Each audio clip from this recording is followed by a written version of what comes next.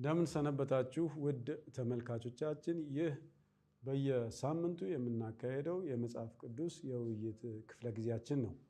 ይህ የውይይት ክፍለ ጊዜ ሆፕ ቻናል ኢትዮጵያና ፍኖተ ብርሃን አገልግሎት አንድ ላይ በመሆን የምናዘጋጀው የውይይት ክፍለ ጊዜ ነው። ፍኖተ ብርሃን የተለያዩ አገልግሎቶች አሉት። መጽሔት፣ መጽሐፎችን እንዲሁም ሌሎች አገልግሎቶች አሉት። ድረገጽ አለው። ድረገጹን ሄዳችሁ በዛ ያለውን ጽሁፎች ማንበብ የምትፈልጉ እንዲሁም ይህንንም ፕሮግራም ያለፈውንም ፕሮግራም ለማየት የምትፈልጉ ካላችሁ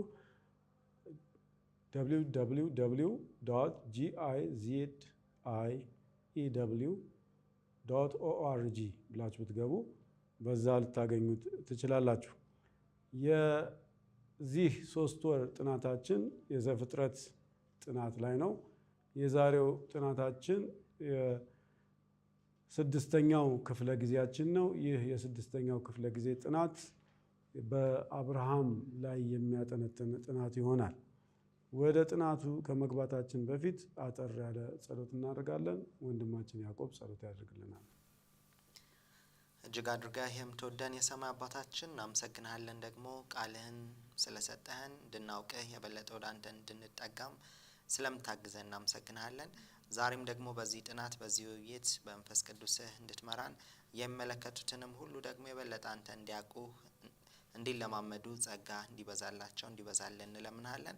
ይህም ፈቃድ ስለሆነ እናመሰግንሃለን። በክርስቶስ ኢየሱስ ስም አሜን። አሁን እንዳልኩት የአብርሃም ስር ወይም የአብርሃም ጅማሬ የሚል ርዕስ ተሰጥቶታል። የመግቢያው ጥቅሳችን ወይም ዋናው ጥቅሳችን የተወሰደው ከዕብራውያን ምዕራፍ 11 ቁጥር 8 ነው። ዕብራውያን ምዕራፍ 11 ቁጥር 8 እንደዚህ ይነበባል። አብርሃምም የተባለው ርስት አድርጎ ሊቀበለው ወዳለው ስፍራ ለመውጣት በእምነት ታዘዘ፣ ወዴትም እንደሚሄድ ሳያውቅ ወጣ ይላል። ይህ መጀመሪያ አብርሃም ሲታዘዝና ሲወጣ የነበረውን በእምነት የወጣውን አወጣጥ ሲነግረን ነው ጳውሎስ እዛ ላይ የተጠቀሰው። እንግዲህ አሁን እንዳነሳሁት አብርሃም ውጣ የሚል ትእዛዝ ሲያገኝ ከእግዚአብሔር እናያለን። ከዚህ በፊት እንግዲህ እንዳየነው የውሃ ጥፋት ነበረ። በጥቂት ዓመታት ጊዜ ውስጥ የባቢሎንን ግንብ ሰሩ። ቋንቋው ተበታተነ። ጥቂት ጊዜ ቆይቶ እግዚአብሔር አብርሃምን ከሚኖርበት ሕዝብ ከቤተሰቡ ውጣ ይለዋል፣ የት እንደሚሄድ ሳያውቅ። ቀጥሎ ወደ ግብፅ ሲሄድ እናየዋለን።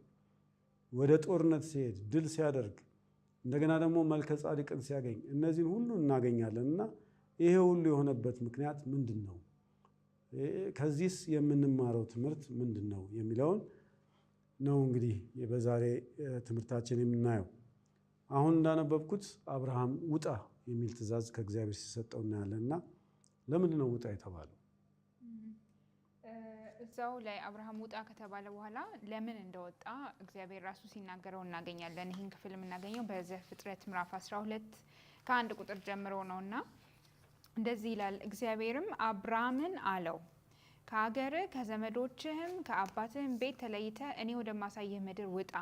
ታላቅ ሕዝብም አደርግሃለሁ፣ እባርካለሁ፣ ስምህን አከብረዋለሁ። ለበረከት ሁን፣ የሚባርኩህንም እባርካለሁ፣ የሚረግሙህንም እረግማለሁ። የምድር ነገዶችም ሁሉ በአንተ ይባረካሉ ይላልና አብርሃም እንግዲህ ወጣው እግዚአብሔር እሱን በማስወጣት ውስጥ ዓለምን ሁሉ የምድር ሰዎችን ሁሉ የመባረክ አጀንዳ ሀሳብ ስለነበረው ነው። የሚያስገርመው ነገር ይሄ ውጣ የሚለው ሀሳብ በአብርሃም ሕይወት በድጋሚ እናገኘዋለን እና የአብርሃምን ሕይወት እንግዲህ እየተረከ ሲሄድ መጽሐፍ ቅዱሳችንም አብርሃምን የት ጋር እናገኘዋለን? ወደ ሞሪያም ተራራ ደግሞ እግዚአብሔር ውጣ ሲለው ልጁን ይስሐቅ እንዲሰዋ ውጣ ሲለው እናገኘዋልና የሚያስገርመው እንግዲህ ይሄ አሁን መጀመሪያ ውጣ የተባለው ከአብርሃም ከበፊት ጋር ካለው ግንኙነት ከቤተሰቡ ከነበረበት አጠቃላይ ሁኔታ ሁሉ ነው ውጣ የተባለው። ያን ደግሞ ውጣ ወደ ሞሪያም ተራራ ደግሞ ሲባል እግዚአብሔር ቃል የገባለት ያ ታላቅ ሕዝብ አደርግሃለሁ ተብሎ ያ ቃል የሚፈጸምበት ያንን ልጁን የወደፊቱ ሁሉ ያረፈበት ያንን ልጁን መስዋዕት አድርግልኝ ነው ያለውና እንግዲህ የሚያስገርመው የአብርሃም ታሪክ እዚህ ጋር ነው። ወደፊት ያለውንም ተው ወይም ደግሞ እሱንም መስዋዕት አድርግ ሲባል እንደገና አሁንም ደግሞ ከኋላ ያለውንም ደግሞ መስዋዕት አድርግ ሲባል እናገኛለንና ሙሉ ለሙሉ አብርሃም በእግዚአብሔር እንዲያርፍ በእግዚአብሔር ሙሉ ለሙሉ እንዲደገፍ የአብርሃም ጥሪም የአብርሃም ህይወትም እሱን የሚያሳየን ትልቅ የእምነት ጉዞ ነው። ግን እዚህ ላይ ይሄ ውጣ የሚለው ቃል ወይም ለምንድን ነው እዛው ቃል ኪዳን ያልሰጠው ለምን እንዲወጣ ፈለገ የሚለውን ነገር ስንመለከት ትንሽ እኮ እግዚአብሔር ጨከን ያለም ይመስላል። ምክንያቱም ጠቅሷል። አሁን ካነበብሽለት ከቤተሰብ ከዘመዶች ጥለው ውጣ እና ለምንድን ነው ያን ያለው የሚለው ነገር ትንሽ አትኩሮት እንድንሰጠው የሚያስፈልግ ይመስለኛል። ምክንያቱም እግዚአብሔር ሊያዘጋጀው ፈልጓል። ሊሰጠው ቅድም እንደተናገርሽው በሱ በኩል ሊፈጽመው ያለውን አጀንዳ ለማከናወን ከዛ ነገር ሊጎትቱት የሚችሉት ነገሮች ነበሩ። ምክንያቱም ያ የነበረበት ኦር ምድር ምን አይነት አስተሳሰብ ነበር? በዛ ጊዜ የነበረው ገዢ አስተሳሰብ ምንድነው? ባህሉ ምንድን ነበረ? በዛ የሚደረጉት ስርዓቶች ምንድን ነበረ የሚለውን ነገር ስንመለከት እግዚአብሔር የሰጠውን ወይም በሱ በኩል ሊያከናውን የፈለገውን ነገር ለማከናወን አብርሃም ከነዛ ነገሮች መለየት ነበረበት። ለዛም ነው የአብርሃም እኮ እምነት ጀግና የተባለበት አንዱ ምክንያት ወደፊት ያለውን ነገር ምንም ቀብድ ሳይዝ ወይም ምንም ሊስለው የሚችለው ወዴት እንኳን እንደሚሄድ ሳያውቅ እነዚህን ሁሉ ነገሮች ትቶ እግዚአብሔርን አምኖ መሄዱ ነው። እና እግዚአብሔር ያ ሊሰራ ያለውን ስራ ለመስራት አብርሃም እንዲጥላቸው የሚፈልጋቸው ነገሮች ነበሩ። በቤተሰብ ተጽዕኖ ከሱ ፈቀቅ እንዲል አይፈልግም ነበር። በአካባቢው የነበረው ባህል ተጽዕኖ፣ እነዚህ ሁሉ ነገሮች ያደገበት ቀላል ነገር እኮ አይደለም። አንድ ሰው ያደገበትን አስተሳሰብ ያደገበትን ባህል ለማላቀቅ እኮ በጣም ከባድ ነውና እግዚአብሔር ግን አጀንዳውን ለማስፈጸም ይሄን ማድረግ ነበረበትና ውጣ ያለው ከአብርሃም ሕይወት ሊራገፉ ሊርቁ የሚገባቸው ነገሮች ነበሩና በዛ ምክንያት ነው። እንደውም አሁን እንደምትነግረን ወይም እናንተም እንዳብራራችሁት ከአካላዊ መውጣት ይልቅ ሌላ ትልቅ መውጣት እንዳለ ያሳያል። ያው የነገረውም የለም የት እንደሚሄድም አልነገረም። ስለዚህ ውጣ ነው መልእክቱና ይሄ ውጣ ማለት ከነበረህ አስተሳሰብ ከነበረህ አመለካከት ውጣ። የሚያስገርመው እኮ ያለፈው ሳምንትም እንግዲህ ስናጠና ይሄ አብርሃም የነበረበትም አካባቢ የባቢሎን የገነቡበት እነዛ ህዝቦች የነበሩበት ነውና የእነሱን ደግሞ ዋና ይሄ አስተሳሰቡ መሪ ገዢ የነበረው ሀሳብ እኔነት እንደሆነ ባለፈውም ሳምንት ስናጠና አይተን ነበርና እኔነት፣ ለራስ ስም መጣር፣ ለራስ ክብር መልፋት እሱ ሁሉ ገዢ የነበረው ከዛ ሁሉ ነው ውጣ ከእኔነቱም እና የሚገርም ትልቅ ሀሳብ ያለበት ሀሳብ ነው። አብርሃም በዘመኑ በጣም ብዙ ጊዜ ነው ውጣ የተባለውና በመውጣት ውስጥ ስለነበረ እንዲሁም እንግዳ ተብሎ ይሰየማል። ለምሳሌ 17 ዘፍጥረት 17 ቁጥር 8 ላይ በእንግድነት የምትኖርባት ምድር እያለ ይቀጥላልና አብርሃም ረጅም ጊዜ እንግዳ ነበረ። እንግዲህ አንድ ቦታ እንዲረጋ የእግዚአብሔር ሀሳብ አልነበረም ከዛ በላይ ያየው ነገር ስላለና እግዚአብሔር ለአካባቢ የሚሰጠውን ቦታ በዙሪያችን ላለው ነገር የሚሰጠውን ቦታ ምን ያህል ትልቅ እንደሆነ የአብርሃም ታሪክ ያስተምረናል። እንዲሁም በፊትም እንዲሁም ከሰው ልጆች ጋር ተጋቡ የሚለውን ነገር ስናይ ወይም እግዚአብሔር በተለያዩ ቦታዎች ላይ ከዚህ ወጥታችሁ ሌሎችን አታግቡ፣ ማህበረሰብ በሰው ላይ ያለውን ተጽዕኖ፣ አካባቢ በሰው ላይ ያለውን ተጽዕኖ መጽሐፍ ቅዱስ እግዚአብሔር አጠንክሮ እንደሚወስደው እናያለን፣ እንመለከታለን በዚህ ውስጥ። ሌላው እንግዲህ ከመውጣቱ ጋር ተያይዞ የተሰጠውን የተስፋ ቃል ደግሞ ስናይ እንግዲህ የምድር ሕዝብ ሁሉ በሱ እንደሚባረኩ ይናገራል በሱ ዘር አማካኝነት እና ስናየው እግዚአብሔር እንትን ነው ይሄ የአንድን አካባቢ የአንድን ቤተሰብ ወይም ደግሞ የአንድን ሁኔታ ብቻ አይደለም መላውን ዩኒቨርስ ያጠቃለለ ተስፋ የያዘም እንደነበረ እናያለን እና ይሄ በሱ በኩል የሚመጣው በረከት በሱ በኩል የሚመጣው በሱ ዘር በኩል የሚመጣው መፍትሄ ለዓለም ሁሉ ለዓለማት ሁሉ መፍትሄ የሚሆን ትልቅ ተስፋ ቃል የያዘ ነውና የአብርሃም ታዛዥነት የእግዚአብሔርን ሀሳብ ለማስፈጸም ትክክለኛ መንገድ ነበረ እና ከመውጣቱ ባሻገር በምን መልኩ እንደሆነ ባላቅም ግን አብርሃም የተሰጠውን የተስፋ ቃል ታላቅነትም የተረዳ ይመስለኛል። ጥሩ እንግዲህ ወጣ። ከዛ ወደ ከነዓን አንድ አካባቢ ሰፈረ፣ መስዋዕት አቀረበ። ከዛ በኋላ ግን ምን ተፈጠረ? ታሪኩን እስቲ እንከተል። እንግዲህ ወጣ። ከዛ በኋላ እንግዲህ እንደ ምናቀው ታሪኩን ረሃብ ሆነ በዛ አካባቢ። እንግዲህ ከቤተሰቦቹ ወጥቷል፣ ከሚመቸው ምድር ወጥቷል፣ ርቋል። ስለዚህ የነበረው አማራጭ ወደ ግብጽ መውረድ ነበር እና በዛን ጊዜ ግብጽ እንግዲህ በጣም ያደገች ሀገር ነች። መልክዓ ምድሯ በጣም የሚያምር ሀገር ነው። ሌሎቹ እንደሚቸገሩ እንደውም የተለያዩ ጥናታዊ ጽሑፎች የተገኙት የሚያረጋግጡት በተለያየ ጊዜ እስራኤላውያን እንዲሁም ሌሎችም ወደ ግብጽ በተቸገሩ ጊዜ ይመጡ ነበርና እነዚህን መጻተኞች የሚገልጹባቸው የተለያዩ ቋንቋዎች እንደነበሩና በተለያየ ጊዜ የተለያዩ እስራኤላውያን ወደ ግብጽ ሄዱ እንደነበር እንመለከታለን። በዛም አብርሃም ሚስቱን ይዞ ሄደ።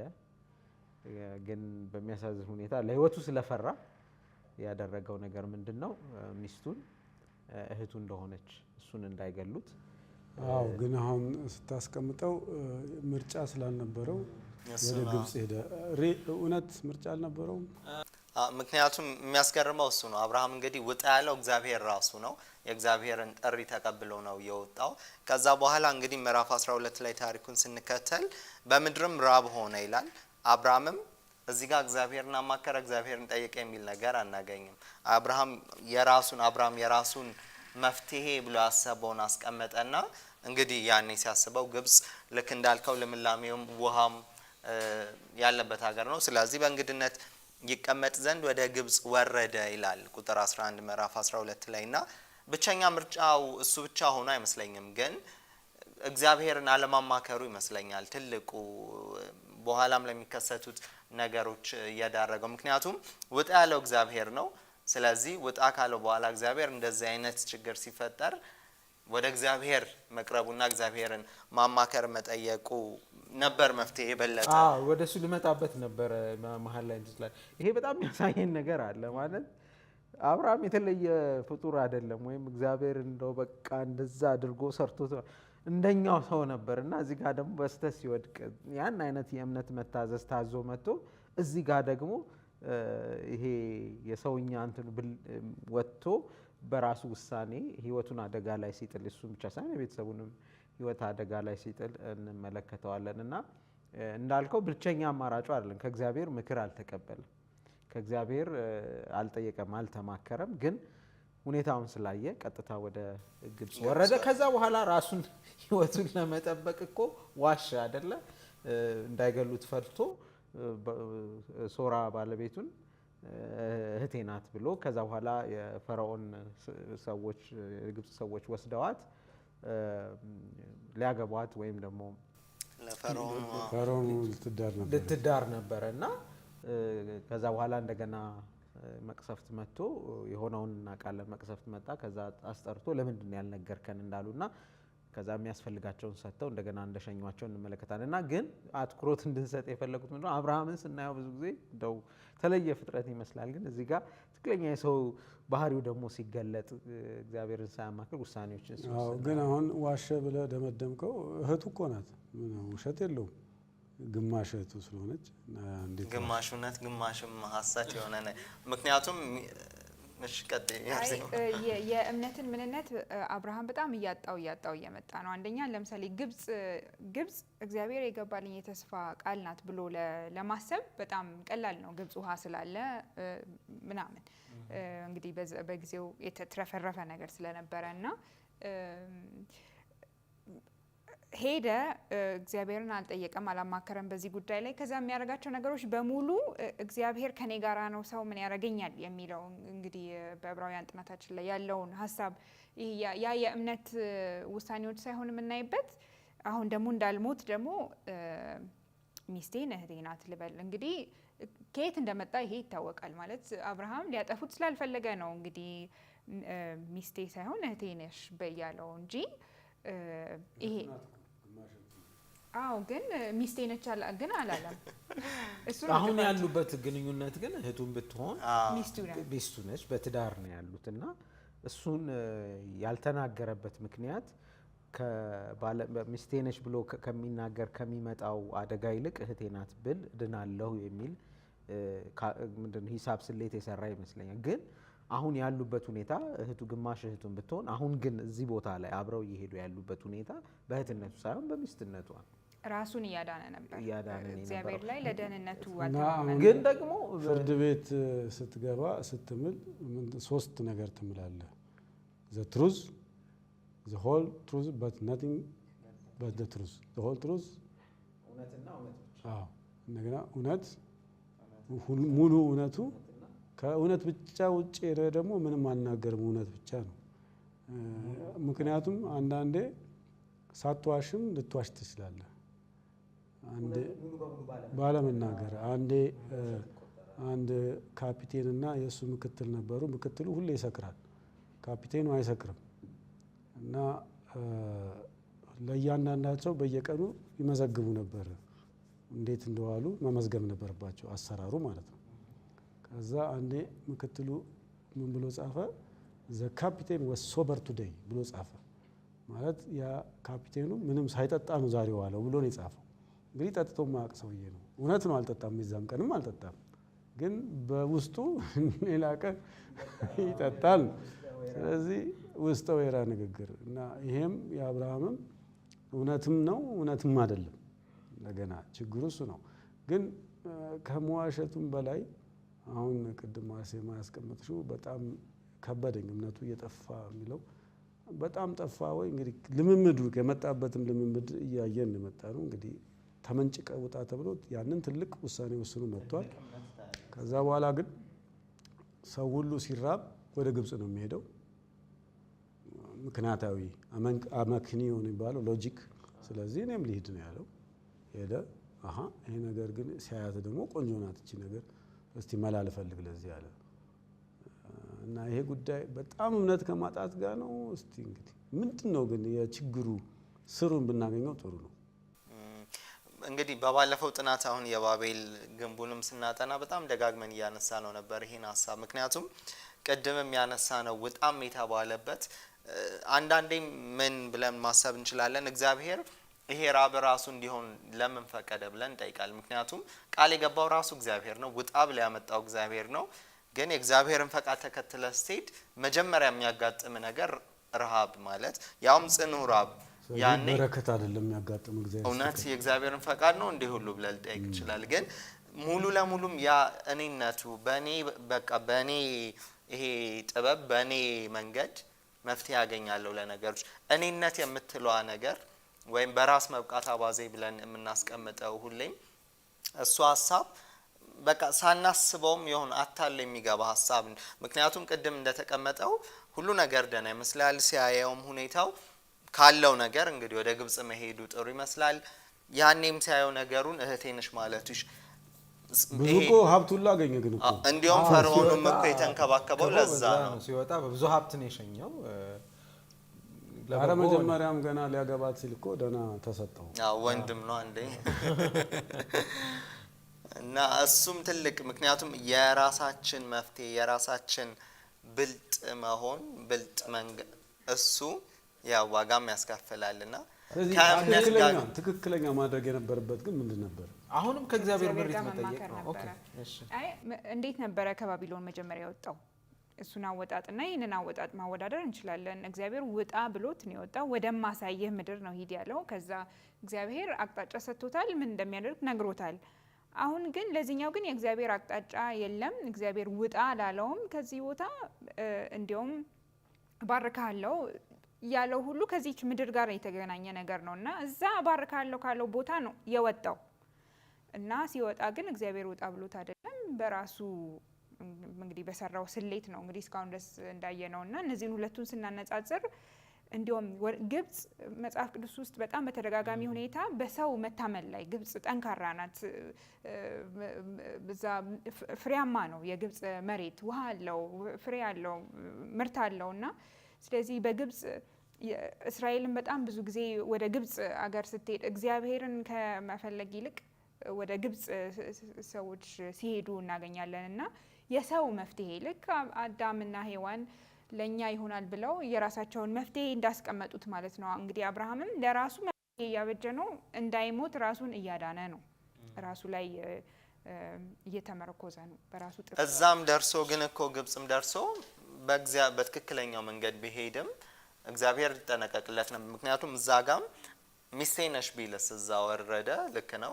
ከዛ ግን ውሸቱን ሳይደብቅ ቢያስቀምጥ እሱንም ማየት እንችላለን። ምክንያቱም በሰውኛ መፍትሄው ሄዷል፣ ግን ያንን ደግሞ የእግዚአብሔርን እውነት ምክንያቱም ውሸት ስንቀላቅልበት በጉዟችን ያኔ እግዚአብሔር ያስወጣኝ የሚጠብቀኝ የሚከላከልልኝ እሱ ነው ብለንም በጉዟችን ይሄ መታመናችን በእግዚአብሔር ላይ ስናረግም እሱም ትልቅ የእምነቱንም ትንሽ ይሄ ጥርጣሬንም እዛ ጋር እናያለን ብዬ ነው። ግን እዚህ ላይ መጨመር እንፈልገው ሀሳብ ምንድን ነው? እምነት የምንለው ነገር እንደው ቀጥ ብሎ የሚሄድ ዝም ብሎ እያደገ የሚሄድ ነገር አይደለም። ከእግዚአብሔር ጋር የነበረው ልምምድ አየን፣ ምንም ወዴት እንደሚሄድ ሳያቅ እንደዛ አይነት ውሳኔ ወስኖ መጣ። እዚህ ጋር ደግሞ ወደ ታች ሲወርድ እናየዋለን። በጣም የሚገርመው ሁኔታ በዚህም ሁኔታ ውስጥ እግዚአብሔር አልተወውም፣ ስቲል ጥበቃውም ነበረ። ሌላ ሁለተኛ እድል ሲሰጠው እንመለከታለን እና እለት እለት ከእግዚአብሔር ጋር በሚኖረን ግንኙነት ይህንን ነገር እርግጠኛ ካልሆንን እንደው አንዴ ተሳክቶልናል ከዛ በቃ ብለን የሚሄድ ነገር አይደለም። ሌላው ሁልጊዜ እናስብ የምንፈልገው እግዚአብሔር ላይ ስንንተራስ ሁልጊዜ ፋሲካ የለም። ሁልጊዜ ነገሮች እንደው አልጋ ባልጋ ላይሆኑ ይችላል። ከዛ ውጣ ብሎት ያንንም ያክል ዩኒቨርስን ሊድን የሚችልበትን ተስፋ ቃል የተሰጠው ሰው ረሃብ ውስጥ ገባ። እግዚአብሔርን ታምኖ ወጥቶ እንትኑን አያችሁት፣ ሁኔታውን የሚወርደውን አወራረድ እና እግዚአብሔርን ስንከተል እግዚአብሔርን ስንታዘዝ እንደው ነገሮች ሁልጊዜ ድል በድል ይሆናሉ፣ ደስታ በደስታ ይሆናል አይደለም። የብዙዎቻችን ሀሳብ ግን እግዚአብሔር ከኛ ጋር ካለ በቃ ነገሮች ይስተካከላሉ አይደለም። ባይስተካከሉም ግን የእግዚአብሔር መኖር የሚሰጠን ጥንካሬ አለመስተካከላቸውን እኮ ምክንያት ሊኖረው ይችላል። አሁን በዚህ ሂደት ውስጥ የምናየው እኮ ይሄ ራብ እንግዲህ እግዚአብሔር ጋር ምን ያህል እየታመነው ነው የሚለውን መፈተኛ ነበር። አዎ ተፈተነበት እና ግድ ድሮሽም መጣ እና እግዚአብሔር አንዳንዴ የሚፈቅደው በህይወትህ ልክ እሳት ውስጥ የገባ ወርቅነቱ የበለጠ እንዲጠራ ይላል መጽሐፍ ቅዱስ። ስለዚህ የግዴታ እግዚአብሔርን ስለተከተልክ በምድራዊ አስተሳሰብ ትባረካለህ ማለት አይደለም። እንግዲህ በጥቅስ ትምህርተ ጥቅስ ላስቀምጠውና እና ግን አሁን አንቺ ያነሳሽውም አንድ ጥሩ ሀሳብ አለ። ውጣም ትባላለህ፣ አትውጣም ትባላለህ። ውጣ የተባለው ከዛ ከቤተ ዘመዶቹ ካስተሳሰቡ ነበር። ከዚህ ግን ውጣ የሚል ሀሳብ ሳያገኝ ነው በራሱ ደግሞ ወጣ። ተመለስ ነው ደግሞ ያው ነገሮቹ መለሱት እንደገና ወደዛው። እዚህ የውጣም ጊዜ አለ፣ የተመለስም ጊዜ አለ። እግዚአብሔር አንድን ሀሳብ በእኛ ላይ ሲፈጽም አላማ ሲኖረው እኛን ተማምኖ አይደለም፣ ራሱን ተማምኖ ነው። ያውቃል አብርሃም በረሃ ሊያጋጥመው እንደሚችልና በቃ በረሃ ሲያጋጥመው ግብጽ መሄድ አለበት ብሎ ያንን ስሌት ሰርቶ አይደለም እግዚአብሔር አብርሃምን የጠራው። ያው ያውቅበታል እግዚአብሔር እንዴት እነዚህ ነገሮች ማሳለፍ እንደሚችልና እግዚአብሔር ሲጠራ የዛኔ ፋሲካ ነው። የእግዚአብሔር መገኘት ራሱ ፋሲካ ነው ማለት ከዚህ ከከፍታው ከዝቅታው በላይ እነዚህ ነገሮች ከነዚህ ነገሮች አሻግረን እንድናይ ይረዳል። የእግዚአብሔር መገኘት የእግዚአብሔር መኖርና እግዚአብሔር ሰው ተማምኖ አይደለም፣ አብርሃምን ተማምኖ አይደለም። ልክ አብርሃም ሲወድቅ ይሄ ተስፋ አይወድቅም። እግዚአብሔር ራሱን ተማምኖ ነው ይሄንን ቃል ኪዳን ለአብርሃም ይገባለት። የሚያስገርመው እኮ ራሱ እግዚአብሔርም ነው ደግሞ እንደገና ታሪክ ውስጥ ገብቶ እንደገና እህቱን ሚስቱን ተጠንቅቆለት ሲመልስለት የምናየውና እንግዲህ አብርሃም እንደገና ወይኔ ሚስቴ ተወሰደች ጸለየ ምናምን የሚል ታሪክ አናገኝም።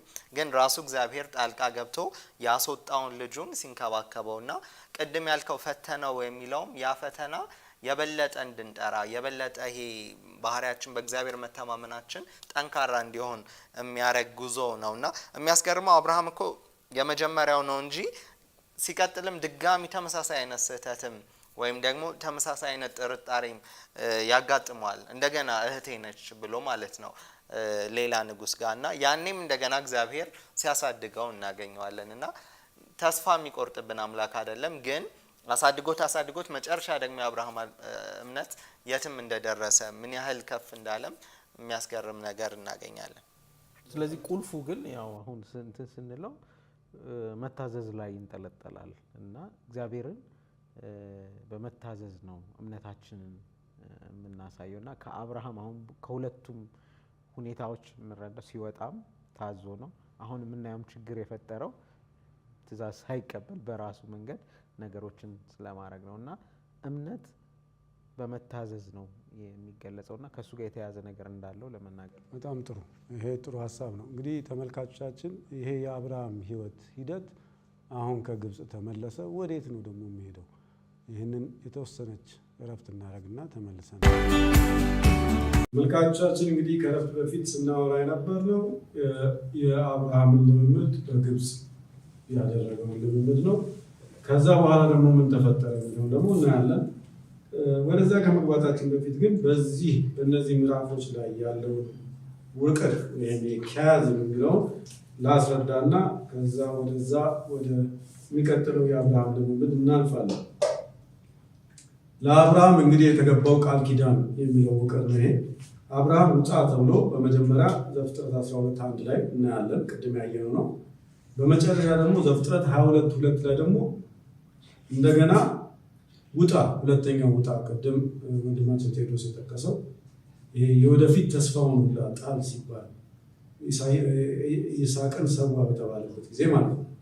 በእነዚህ መካከል ያለውን እስቲኒያው ይሄን ውቅር ሀሌታ ውሃ ውጣ የሚለው አብርሃም ከባለፈው ህይወቱ ከባቢሎን ውጣ ሲባል እናያለን። ይህን የምናገኘው ከዘፍጥረት 12:1-9 ባለው ነው። ከዛ ለላይ ስንመጣ በግብጽ በእንግድነት ተቀመጠ።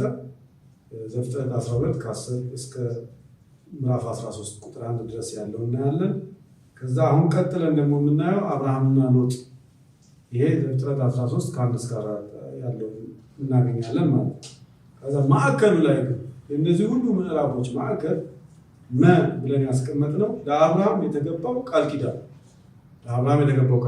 ይህንን ከዘፍጥረት 15-17 ያለውን ነው የምናየው። በሐመር ውሃ ትይዩ ይሄ ደግሞ ሐመር ውሃ 1 እንደገና የሎጥ ታሪክ ይመጣል። የአብርሃምና ሎጥ ይሄ ዘፍጥረት ከቅድሙ ምዕራፍ ከ18-19 ያለውን እናያለን። ከዛ ደግሞ እንደገና በፊት በእንግድነት ግብጽ ተቀምጦ ነበር። አሁን ደግሞ በእንግድነት በጌሬራ ቦታ ላይ እንደገና ሲቀመጥ አብርሃም እናያለን። ይሄ ደግሞ ከዘፍጥረት ከአሁኑ ምዕራፍ ከ20-21 ያለው እንደሆነ እናያለን። በኋላ ግን ሀሌታ ውሃ እንደገና ውጣ የተባለው ይሄ በዘፍጥረት 22:1-19 የተጠቀሰው እንደሆነ እናያለን ማለት ነው። የወደፊት ተስፋ ይስሐቅን ሰዋ ሲባል እና ይሄ ውቅር እንግዲህ እንደ 3 ማዕዘን ያለ የሚሰራ ነው። ማወቅ የሚያስፈልገን ለምንድን ነው? የዚህ ማዕከል ምን እንደሆነ እንድንረዳ ነው። አብርሃም የተገባው ቃል ኪዳን ዘፍጥረት 15-16-17 ነው ይሄንን የምናየው። እንግዲህ ይህንን ካልኩኝ በኋላ ከግብጽ ወጣ፣ ተመለሰ። ያው ወዶም የተመለሰ አይመስልም ለመናገር በሰራው ስህተት ምክንያት ፈርዖንም ደነገጠ። እንደዚህ እግዚአብሔር የሚያደርግለት ሰው በመካከል የሆኜ በኋላ ይሄ ሰው ያስቀስፈኛል ብሎ ስጦታውን ሁሉ አሰፍቶ ውጣልኝ ያለው ነው የሚመስለው። ከዛ ወዴት ሄደ? ምን አይነት ኑሮ ጀመረ? ምዕራፍ 13 እሱን ይነግረናል። እንግዲህ አብርሃምም ከግብጽ ወጣ፣ እርሱና ሚስቱ ለእርሱ የነበረውን ሁሉ ሎጥም ከእርሱ ጋር ወደ አዜብ ወጡ ይላልና መጀመሪያ እንግዲህ ወደ ግብጽ ከመሄዱ በፊት የነበረበት ቦታ ነው አዜብ ማለት እና ወደዛ ወደ አዜብ አዜብ ማለት ደቡብ ማለት ነው። ወደ ደቡብ ወደዛ እንደመጡ እንመለከታለን። እሺ ከዛ በዛ መኖር ጀመሩ። በዛ መኖር ጀመሩ። ከዛ ግን እንግዲህ ሎጥ የወንድሙ ልጅ አለ እንግዲህ አብሮት የነበረ እና የእሱም ከብቶች እየበዙ መጡ፣ የአብርሃምም እንደዛው እየበዙ መጡ እና ከዛ በኋላ አብረው መቀመጥ አስቸጋሪ ሆነ።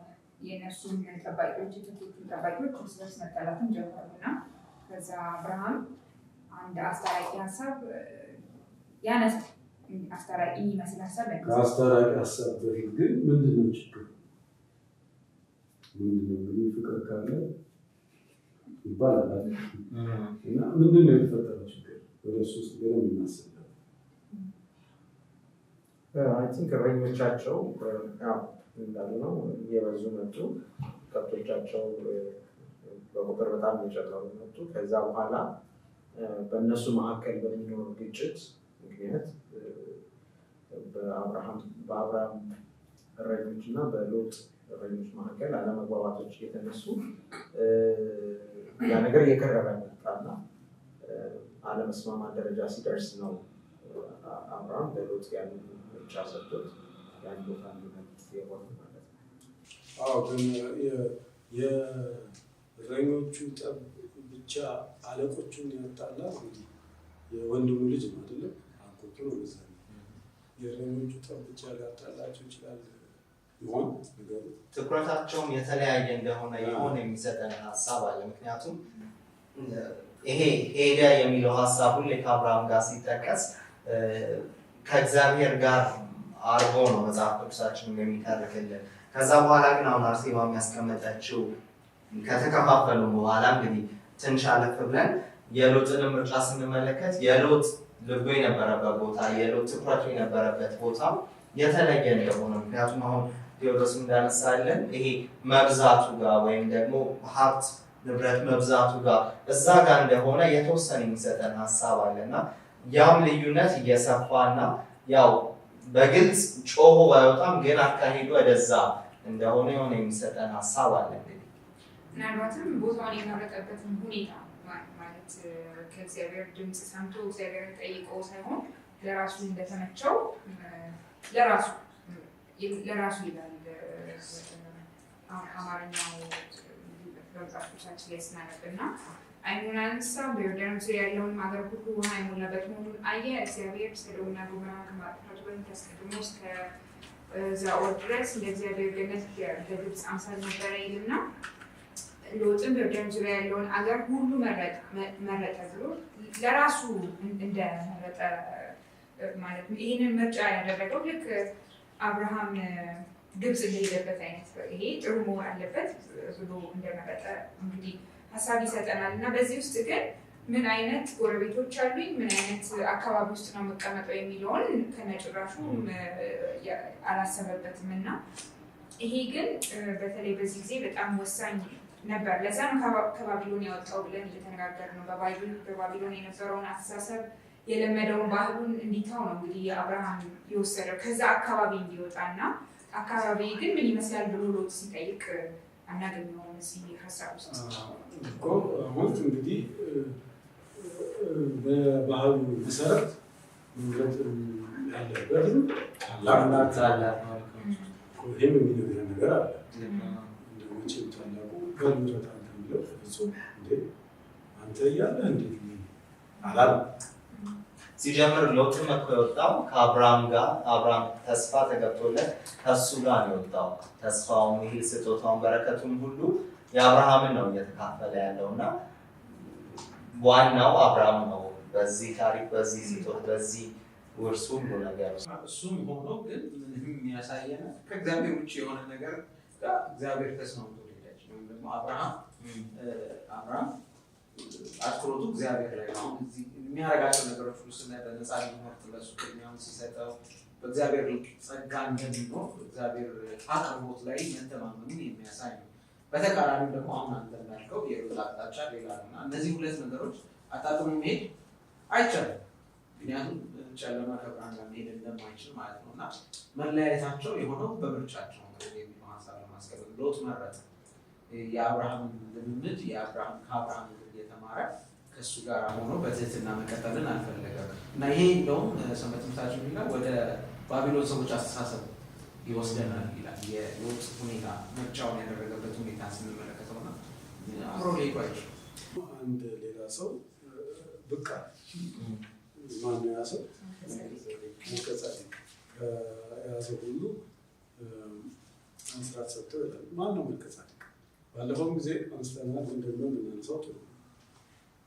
መልከጼዴቅ የሳሌም ከሳሌም እንግዲህ የሆነ ሰው ስሙ ራሱ የሳሌም እና ከሰላም ቦታ የሚመጣ ነው እና እየሰራውን ስራ ደግሞ ስናይ ካህን እንደሆነ ሀሳብ ይሰጠናል። እንግዲህ ለአብርሃም የሰጠውን ያገለገለውን ነገር ስናይ ካህን እንደሆነ ሀሳብ ይሰጠናል። እዚህ ጋር ነው እንግዲህ ለመጀመሪያ ጊዜ ካህን ተብሎም ሲጠቀስ የምናገኘው እና መልከጼዴቅ እንግዲህ ከነዓን አካባቢ ነው የሳሌም ንጉሥ ሆኖ የምናገኘው እና የሚያስገርመው ነገር እግዚአብሔር ከዛ ከከነዓን መካከል የራሱ ሕዝብ እንዳለው እንመለከታለን እና ካህን ተብሎም በትክክል ተጠቅሷል። አብርሃምም ደግሞ ካህንነቱን ያውቅ ነበር። ካህንነቱንም ስለሚያውቅ ደግሞ አስራት ከእያንዳንዱ ከመርከው ለሱ ለካህኑ እንደመለሰ እንመለከታለን እና ይሄንን ትልቅ የምናገኘው ነገር አለ። እንግዲህ መልከጼዴቅን ስንመለከት በብዛት መጽሐፍ ቅዱስ ላይ ያሉ የተጠቀሱ ሰዎችን ስንመለከት የዘር ሐረጋቸው ብዙ ጊዜ ይጠቀሳል። ግን ይሄ የሳሌም ንጉሥ ከመሆኑ ባሻገር ከየት እንደመጣ የማን ትውልድ እንደሆነ የምናገኘው ነገር የለም፣ የተጠቀሰ ነገር የለም እና ይሄ የሚያሳየን እግዚአብሔር ከሌሎች ሰዎችም ካህናት እንዳሉት አገልጋዮች እንዳሉት የሚያሳየን ነገር አለ። ምክንያቱም የእሱ ንጉሥ ከመሆኑ ባሻገር ሌላ የተጠቀሰልን ነገር የለም እና ኖርማሊ ካህን ብለን ስናስብ ከሌዊ ወገን የተመረጠ ከዛ የዘር ሐረግ የመጣ እንደሆነ እንመለከታለን። ግን የሳሌም ንጉሥን ስንመለከት ወይም መልከጼዴቅን ስናየው እንደዛ የተቀመጠ አይደለም እና በመልከጼዴቅ ላይ የተገለጹ ነገሮች ሁሉ ክርስቶስን እንደሚያመላክቱ ምንም ንጉሥም ቢሆን ሰውም ቢሆን መልከጼዴቅ ግን ክርስቶስን የሚያንጸባርቅ ነገር አለው። ምክንያቱም ክርስቶስን ስንመለከት ከሌዊ ወገን አይደለም የመጣው፣ እንደገና ደግሞ ንጉሥ ነው። ክርስቶስም ንጉሥ ነው። እንዲህ አይነት ነገሮች ክርስቶስን የሚያመላክት ነገር እንዳለው መረዳት እንችላለን። አብርሃም ለመልከጼዴቅ አስራትና ስጦታ አስራት ሲሰጠው ምስጋናም ጭምር ነው ማለት ለእግዚአብሔር የሚገባውን ነገር እየሰጠ ነበር። እንዲሁም ባረከው እንግዲህ መልከጼዴቅ ማለት ነው። አብርሃም ሰማይና ምድርን ለሚገዛ ለልዑል እግዚአብሔር የተባረከ ነው፣ ጠላቶችን በእጅ የጣለልህ ልዑል እግዚአብሔር የተባረከ ነው አለው። እንግዲህ ለእግዚአብሔር ነው ይሄ ስጦታ ተመልሶ የሄደው አስራቱ። አብርሃምም ከሁሉ የሰጠው ከሁሉ አስራትን ሰጠው ብሎ ይናገራል እና ይሄ እግዚአብሔርን ያመለከበት መንገድ ነው። አብርሃም እግዚአብሔርን ያመለከበት መንገድ ነው እና ይሄ ለእግዚአብሔር አስራት ወይም ምንም ገንዘብ ምንም ነገር ብቻ ለእግዚአብሔር አንሰጠውም። ምክንያቱም አብርሃም የተቀበለውን ነው መልሶ የሰጠው እና አስራት እንመልሳለን እንጂ ይሄ የአምልኮ ድርጊት እንጂ መልሰን የምንሰጠው ነገር እንጂ ለእግዚአብሔር በቃ ስለረዳኝ የሆነ ምሰጠው ስለቸገረው ወይም እኔ የምቸረው ነገር አይደለም። እኔ ለእግዚአብሔር አልሰጠውም፣ ግን ከሰጠኝ ላይ መልስለታለሁ እንጂ። አስራትም እኮ ትልቅ ምልክትነቱ እሱ ነው አይደል? ማለት ሁሉ ነገር ያለኝ ሁሉ ያንተ ነው ብለን ለእግዚአብሔር እምነታችንን የምናሳይበት ነው። ከአስሩ አንዱን ስንመልስ ሁሉም ምክንያቱም እግዚአብሔር 9ን አምጡ አላለም ወይም 5ቱን አላለም፣ አንዱን ግን መልሶ አስራት ሲለን ሁሉም የእግዚአብሔር እንደሆነ በእምነት 10ሩም መሆኑን የምናሳይበት ትልቅ የእምነት መገለጫም እንደሆነ እናያለን። በጣም ጥሩ። እንግዲህ ስለ አስራትም ስለ መልከጼዴቅ ይህንን ካልን በኋላ አንድ ጥያቄ ልጠይቃችሁ። እንግዲህ ደጋግሞ የሚመጣው አብርሃምን እግዚአብሔር ባርካለሁ ሲለው እናያለን። በረከት እና ምን ማለት ነው? እንግዲህ ይሄ በረከት ምንድን ነው? የበረከቱ ምንነት ዋናው በረከቱ ምንድን ነው? ከብት መብዛቱ ነው? መሬት መያዙ ነው? ወይስ ሰፊ ሕዝብ እንዲኖረው ማድረጉ ነው? ምንድን ነው የበረከቱ ቁልፉ ዋናው? መጀመሪያ በመግቢያው ላይ ያነበብነው ጥቅስ አለ ምድር ሁሉ ካንተ የተነሳ የተባረከ ይሆናል ያለው እና ይሄ በረከት ለአብርሃም ብቻ አብርሃምን ሀብታም አድርጎ አብርሃምን ባለ ብዙ ከብት አድርጎ የሚያስቀረው ነገር እንዳልሆነ እዚህ ላይ ሀሳብ ይሰጠናል። ምድር ሁሉ ከዚህ የተነሳ የተባረከ እንደሆነ እንደሚሆን ግን ምድር ሁሉ ደግሞ በአብርሃም እንዴት ማለት በገንዘብ አልተባረከም ማለት እንደዛ አልሆነም። ግን የሆነው ነገር 17 ቁጥር 8 ላይ ዘፍጥረት ላይ ቅድም ያነሳነው ሀሳብ ነው ግን አንድ ቃል ስለፈለኩኝ ነው ሌላም ቦታ ተጠቅሶ ሊሆን ይችላል። በእንግድነት የምትኖርባትን ምድር የከናንን ምድር ሁሉ ለዘላለም ግዛት የሆነ ዘንድ ለአንተና ካንተም በኋላ ለዘርህ ሰጣለው አምላክ መሆናቸዋለሁ ይላልና ለዘርህ ብሎ የሚናገረውን አንድ ዘር ነው የምናገኘውና ወደ ይሄንን ይዘን ብንሄድ ወደ ገላትያ ወደ ሐዋርያት ስራ ብንሄድ ይሄ ዘር ኢየሱስ ክርስቶስ እንደሆነ መጽሐፍ ቅዱስ ይናገራልና ትልቁ በረከት እግዚአብሔር ራሱ ነው እና ያገኘው እንግዲህ አብርሃም ምን አገኘ ቢባል እንግዲህ ያገኘው ትልቁ በረከት አንድ ዘር ነው ኢየሱስ የሚባል ዘር እና በዛ ያ ዘር ደግሞ ዓለምን ሁሉ የደረሰ ዘር ነው። ዓለም ሁሉ የተባረከበት ከሞት ያመለጠበት ከዘላለም ሞት ወደ ዘላለም ሕይወት የተሻገረበት ዘር ነውና አብርሃም በምን ተባረከ ቢባል በኢየሱስ ክርስቶስ በእግዚአብሔር መገኘት በራሱ ነው የተባረከው። እግዚአብሔር ያኛው በኃጢአት ምክንያት የተፈጠረውን ችግር ሊፈታ እንግዲህ ክርስቶስን አዘጋጅቷልና ያ ክርስቶስ የሚመጣበት የዘር መስመር ወይም ደግሞ መስመር መሆን ችሏል አብርሃም እግዚአብሔርን በመምረጡና በዛም እግዚአብሔርን በመምረጡ እግዚአብሔር ከሱ ጋር በመሆኑ ነበር በረከት ሊሆን የቻለው። ልክ ምዕራፍ 12ም ስንመለከት መጀመሪያ እግዚአብሔር ለአብርሃም ሲገባለት የሚባርኩን እባርካለሁ የምድር ነገዶች ሁሉ ቁጥር 3 ላይ በአንተ ይባረካሉ ይላል። አሁን ልክ እንዳስቀመጥሽልን በክርስቶስ ምክንያቱም በአብርሃም አማካኝነት ያ እግዚአብሔር ለኃጢአት መፍትሄ አድርጎ ያዘጋጀው ክርስቶስ እንደሚመጣና ለሁሉም መፍትሄው እሱ እንደሚሆን እሱም ትልቁ በረከት እንደሆነ ነው የምናስተውለው። ስንጀምር ውጣ ሲለው የተሰጠው የተስፋ ቃል እንደው ለአንድ ሀገር ለአንድ ቤተሰብ ብቻ አይደለም ዓለም አቀፋዊ ዩኒቨርሳል የሆነ በረከት ነው ብለን ተናግረናል እና አሁን እናንተ እንደጠቀሳችሁት የዓለም መድኃኒት በሱ ዘር በኩል መምጣቱ ትልቁ በረከት እሱ ነው ማለት እንችላለን። ግን ደግሞ የአብርሃምን ታሪክ ከመጀመሪያው ጀምሮ ስናጠና እግዚአብሔር ያጎደለበት ምንም ነገር አልነበረም። በቁስም የተባረከ ሰው ነው፣ በሀብትም የተባረከ ሰው ነው። ግን ትልቁ በረከት የእግዚአብሔር ትልቁ አጀንዳ የነበረው የሰው ልጅ ለማዳን በሱ በኩል የሚመጣው ዘር እንደሚባረክ ነው። ያ በዛ ዘር የመጣው በረከት ለዓለም መድኃኒት ሆነ፣ ለዓለም መፍትሄ ሆነ እና ትልቁ የእግዚአብሔር ሀሳብ አጀንዳ በአብርሃም ሕይወት ውስጥ ማከናወን የፈለገው ይሄ ነበር። በረከቱም እሱ ነው እና እንዳልኩት ዓለም አቀፋዊ የሆነ በረከት ነበር። ምዕራፍ 15 ላይ ይሄን ሀሳብ እናገኘዋለን። ወደ አብርሃም እግዚአብሔር ይመጣና አብርሃም ሆይ አትፍራ፣ እኔ ላንተ ጋሻህ ነኝ፣ ዋጋህም እጅግ ታላቅ ነው ይለዋል። ሌላኛው ትርጉም እንዲያውም እኔ ነኝ ዋጋ ሽልማትህ እኔ ነኝ ይለዋልና በረከት እንግዲህ ራሱ እግዚአብሔር ነውና የሚገርም ትልቅ ትምህርት ነው የሚሰጠው። በጣም ጥሩ ነው። ይሄ ምንም ነገር ሳይዝ ከቤቱ የወጣው ሰውዬ በብዙ ውጣ ውረድ እየወደቀ እየተነሳ እግዚአብሔርን እያስተማረው ለምድር ሁሉ በረከት እንደሚያደርገው እሱ የሆነ የምናውቀው እሱ ኢየሱስ ክርስቶስ እንደሚመጣ ነው ነገራችሁ። በጣም ጥሩ ሀሳብ ነው። አሁን እንግዲህ ማጠቃለያ ላይ ደርሰናል። ምን ተማራችሁ? አጭር ነገር ተናገሩና እናጠቃለን። እኔ አንድ ጊዜ ከሰብስበን ስናወራ አንድ ሰው የሰጠው ሀሳብ ሁሉ ጊዜ ጭንቅላቴ ውስጥ ይመጣል። ሲወራ የነበረው ስለ አንድ ሰው ነው እና እግዚአብሔር በቃ ከብዙ ጉዳይ ውስጥ እያወጣው ወደ አላማው ወደ ሀሳቡ ሲመልሰው እናገኛለን እና እግዚአብሔር ከፈለገ አንገትን ይዞ ጆሮ ሸሚዝን ይዞ ወደ አላማው ያመጣሃልና በቃ ለምን እኛንም እንደዛ ያደርገን የሚል ነገር ልጁ ጠይቆ ነበርና አሁን ስለ አብርሃም ስናጠና አብርሃምን በገባበት እየገባ ወደ ሀሳቡ ሲመልሰው እንግዲህ ወደ መንገዱ ሲያመጣው ወደ ተስፋው ወደ እግዚአብሔር እቅድ ወደ ተስፋው እያመጣው ነው። አብርሃም ሲወጣም በራሱም ሲሄድም ምንም እያለ ከዛ ሲያመጣው እናያለንና ትልቁ ቁም ነገር አብርሃም ጋር እንዳልሆነ ነው የገባኝ። እግዚአብሔር ራሱ ጋር ነውና አብርሃም ጥሩ ስለሆነ አብርሃም ታማኝ ስለሆነ አይደለም። አብርሃም ወድቋልና እኛ የምንሰራቸውን ስህተቶች ሰርቶ አግኝተነዋል። ራሱን ለማዳን ሲሞክር አግኝተነዋልና ግን ከኛ በላይ እንደሆነ እግዚአብሔር በእኛ ውስጥ የሚሰራውን ነገር እኛን ተማምኖ አይደለም ቃል የገባልንና የእሱ አቅም ግን ታላቅ እንደሆነ ሁሉም ነገር ስለኛ ሳይሆን ስለ እግዚአብሔር እንደሆነ ከፍ ያለ ነገር ከኛ የሚበልጥ ነገር እንዳለ እንዳስተውል ረድቶኛል ሰንበት ትምህርቱ። አብርሃምን መታዘዙ ወሳኝ ነበረ።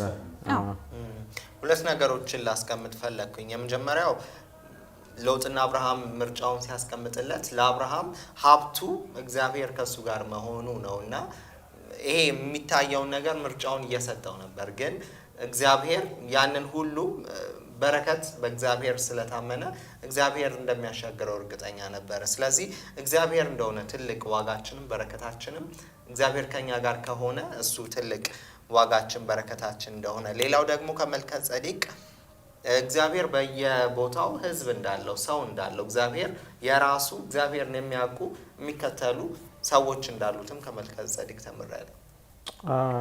ሌላው እንዳልከው አንተ እኔም ሁለት ነገር ነው በጣም ይሄን ትምህርት ሳጠና የያዘኝ። የመጀመሪያው የሎጥ ምርጫን ሳየው ምንም ችግር የለውም እኮ በጣም መልካም የሆነ ምድርን የመረጠው፣ ግን ያ ነገር ከምን ጋር የተጠጋ ነበር? ከክፋት ጋር የተጠጋ ነበር እና በኋላ ላይ ሊመጣ ያለውን ነገር አላስተዋለም ነገርና አንዳንዴ ፊት ለፊት መልካም የሚመስል ነገር የእግዚአብሔር ሀሳብ ከሌለበት ግን መጨረሻው ጥፋት እንደሆነ ስታየው አረንጓዴ ነው፣ ለምለም ነው፣ ደስ ይላል እና በሰውኛ አስተሳሰብ የምንሄደው አካሄድ በኋላ ላይ እግዚአብሔር ከሌለበት ግን ምንም መልካም ቢመስልም መጨረሻው ጥፋት እንደሆነ ተምሬያለሁ። ሌላው አብርሃምን ሳይ እግዚአብሔር ሁለተኛ እድል የሚሰጥ አምላክ ነውና እምነታችን በእኛ ብቃት ሳይሆን ከእግዚአብሔር ታማኝነት ከእግዚአብሔር ባለጸግነት የመነጨ መሆን አለበት እና የምንተማመነውም የእሱን ታላቅነት የእሱን ታማኝነት እንደሆነ ተመሪያለሁ። በጣም ጥሩ። እንግዲህ እኔም አንድ ያየሁት ነገር እግዚአብሔር ሲያዝ የውጣ ጊዜ አለ፣ የተቀመጥ ጊዜ አለ። በህይወታችንም በጊዜው ምንድነው ጊዜው የማየት መመርመር ያስፈልጋል። የውጡ ጊዜ ነው ወይስ የተቀመጡ ጊዜ ነው? ልክ መጀመሪያ አብርሃምን ውጣ የተባለው በኋላ ደግሞ መቀመጥ ሲገባው ደግሞ በራሱ ደግሞ ወጣ ተመለሰ እና አይቻለሁ። እግዚአብሔርን ማማከር እግዚአብሔር ጊዜ መጠበቅ አስፈላጊ ነው። እንግዲህ ተመልካቾቻችን የሚያምረው ክፍለ ጊዜ በጊዜ ምክንያት እዚህ ጋር መቋጨት የግድ ነው። አሁን የመጨረሻውን ጸሎት አድርገን እናጠቃልላለን። ቅዱስ አባታችን እጅግ አድርገን እናመሰግናለን። በእያንዳንዳችን ህይወት አንተ ሚና አለ። እኛ ደግሞ እሺ ብለን የምንታዘዝ ልጆች እንድንሆን ምርጫችን ሁል ጊዜ አንተ እንድትሆን እንለምንሃለን። ይህን ማሰብ እንድንችል እርዳን። በየጊዜው በህይወታችንም በጋራ ማድረግ የሚገባን ስለምትመራን እኛም ደግሞ እንድናዳምጥ እሺ ብለን አግዘን የሚያዳምጡትን ፕሮግራም በየቤታቸው በእያንዳንዳቸው ህይወት ውስጥ ማድረግ የሚገባቸው ማስተዋልና ጥበብ እንድትሰጣቸው እግዚአብሔር መንፈስ እንዲመራቸው እንለምንሃለን። ሁሉም ተረከብ በክርስቶስ አሜን።